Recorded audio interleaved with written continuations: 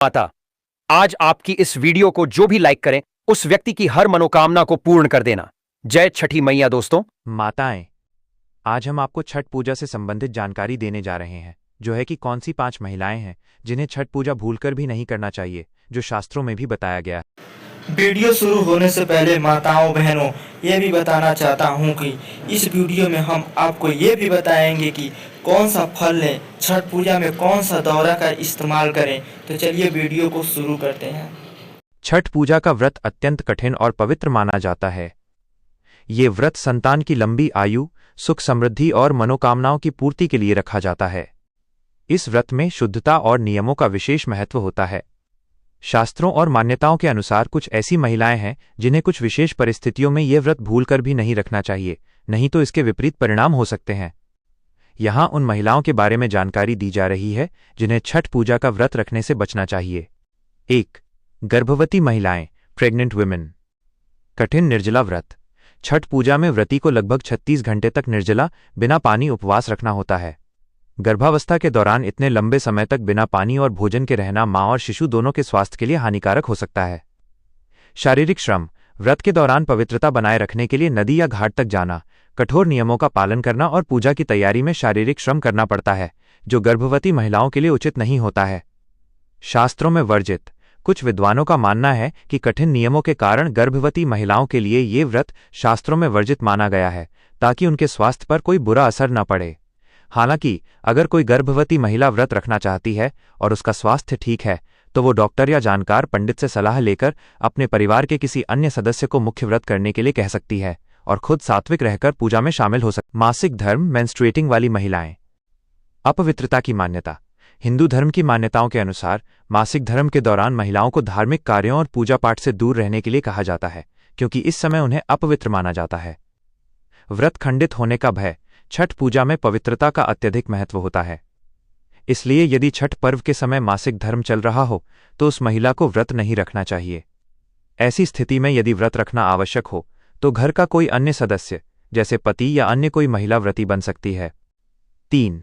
अत्यधिक बीमार या कमजोर महिलाएं, सिवियरली इल और फ्रेल वुमेन। शारीरिक क्षमता। छठ पूजा का व्रत अत्यंत कठोर होता है, जिसमें लंबे समय तक खड़ा रहना, जल में अर्घ्य देना और 36 घंटे का निर्जला उपवास शामिल है। स्वास्थ्य जोखिम। गंभीर रूप से बीमार, बहुत वृद्ध, बुजुर्ग या शारीरिक रूप से बहुत कमजोर महिलाओं के लिए ये नियम पालन करना बहुत मुश्किल हो सकता है। इससे उनके स्वास्थ्य को गंभीर खतरा हो सकता है।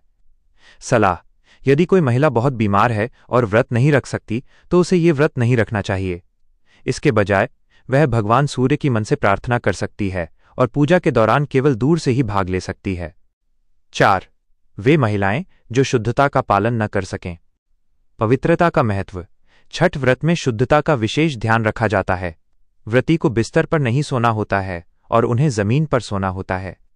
उन्हें प्याज, लहसुन और तामसिक भोजन से दूर रहना होता है। नियमों का उल्लंघन। यदि कोई महिला इन नियमों का ठीक से पालन नहीं कर सकती, जैसे कि गंदे हाथों से प्रसाद को छूना, अपवित्र जगह पर सोना या तामसिक भोजन का सेवन करना, तो उसे व्रत नहीं रखना चाहिए, क्योंकि नियमों का उल्लंघन करने से व्रत खंडित हो सकता है। 5. वे महिलाएं जो पहली बार व्रत रखने की शुरुआत कर रही हैं और उन्हें कोई गंभीर स्वास्थ्य समस्या है। स्वास्थ्य की अनदेखी। यदि कोई महिला पहली बार छठ का व्रत शुरू कर रही है और उसे कोई गंभीर स्वास्थ्य समस्या है, जैसे उच्च रक्तचाप, मधुमेह, गंभीर हृदय रोग आदि, जिसके लिए नियमित दवा और भोजन की आवश्यकता होती है, तो उसे यह कठिन व्रत शुरू नहीं करना चाहिए। चिकित्सकीय सलाह। ऐसे मामलों में व्रत शुरू करने से पहले चिकित्सक की सलाह लेना अनिवार्य है। अगर डॉक्टर मना करें तो व्रत शुरू करने से बचना चाहिए। निष्कर्ष। छठ पूजा का व्रत एक तपस्या है जिसका उद्देश्य संतान और परिवार की खुशहाली है। यह व्रत अत्यंत श्रद्धा और पवित्रता के साथ किया जाना चाहिए। सबसे महत्वपूर्ण यह है कि व्रत रखने वाली महिला शारीरिक और मानसिक रूप से स्वस्थ और सक्षम हो। यदि कोई महिला ऊपर बताई गई श्रेणियों में आती है तो उसे अपने स्वास्थ्य को प्राथमिकता देनी चाहिए और व्रत रखने के बजाय भगवान सूर्य से केवल मानसिक रूप से प्रार्थना करनी चाहिए।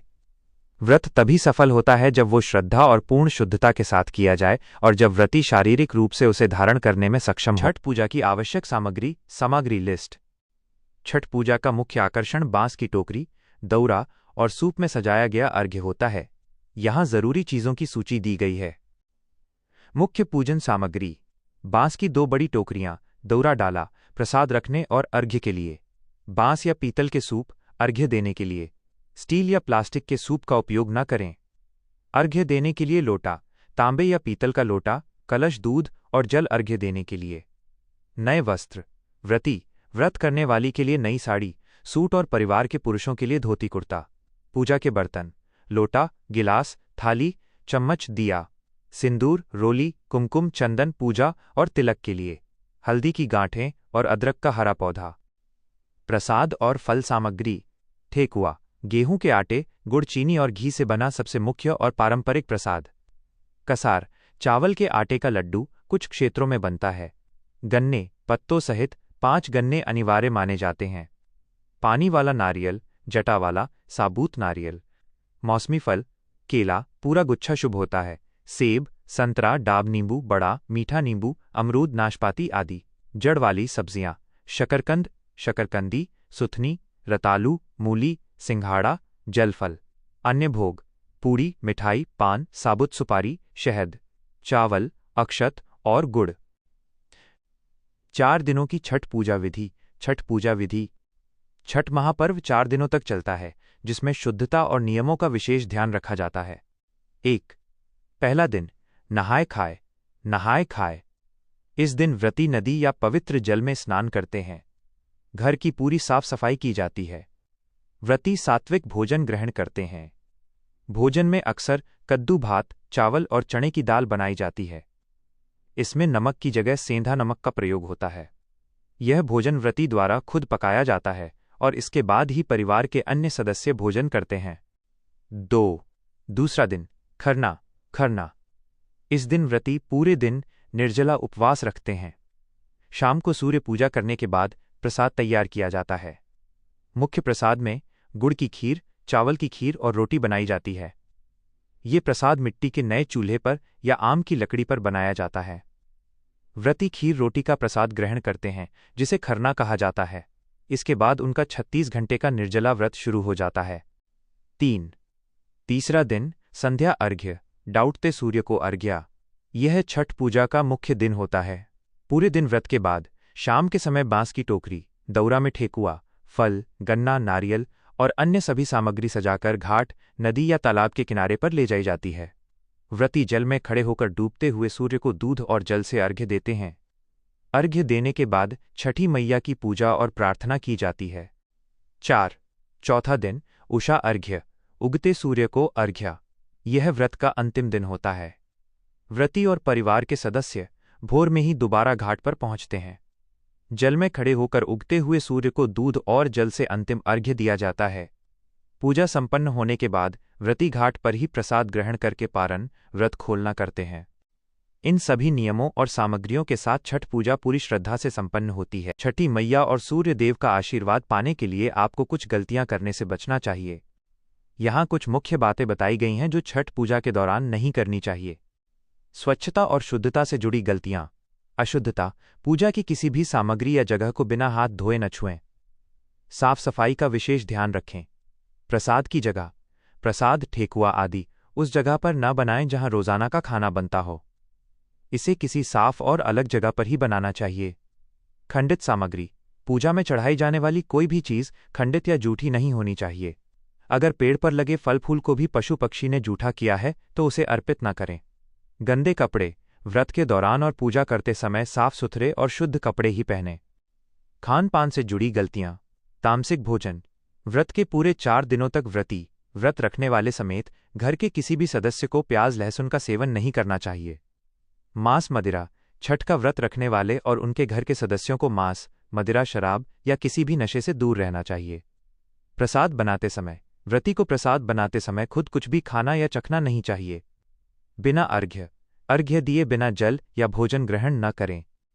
रहन सहन और व्यवहार से जुड़ी गलतियां। पलंग पर सोना, जो महिलाएं छठ का व्रत रखती हैं उन्हें पूरे 4 दिन पलंग या ऊंचे बिस्तर पर नहीं सोना चाहिए।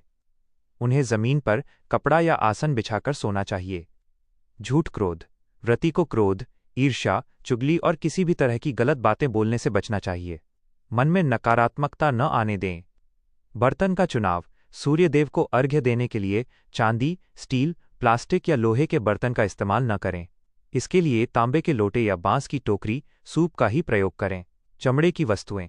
पूजा के दौरान चमड़े की बनी कोई भी वस्तु जैसे बेल्ट, पर्स आदि पास न रखें। इन नियमों का पालन करना छठ पूजा की परंपरा का एक अभिन्न अंग है और ये व्रत की शुद्धता और फलदायकता को बनाए रखता है।